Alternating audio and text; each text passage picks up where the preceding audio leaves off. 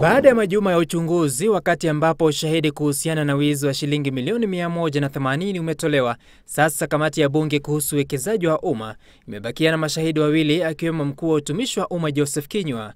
Kinyua akitakiwa kujibu ni kwa nini wanachama wa bodi ya hazina ya vijana wangali kuchukuliwa hatua na afisi ya rais, mwezi mmoja tangu waziri wa vijana Cecily Kariuki kupendekeza wasimamishwe kazi.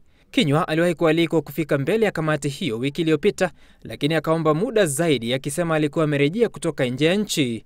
Wiki iliyopita mwenyekiti wa bodi hiyo Bruce Odhiambo, ambaye amezongwa na madai kwamba alipanga njama ya wizi huo, alijiondoa afisini akisema nia yake ni uchunguzi ukamilishwe. Chairman, I'm willing to resign. When I'm ready now. Now. Yes. Wiki hiyo wanachama watano wa bodi hiyo waliambia kamati ya uwekezaji wa umma kwamba wako tayari kujiuzulu, kibarua sasa kikiwa kwa Kinyua kueleza kamati hiyo hali ya mambo na iwapo wanachama hao tayari wamewasilisha barua zao za kujiuzulu. Haya yanajiri huku ikibainika kuwa huenda kamati hiyo ikalazimika kumhoji upya mkurugenzi mkuu wa kampuni ya Corandum Muriuki Ngamau, ambaye alipokea shilingi milioni 180.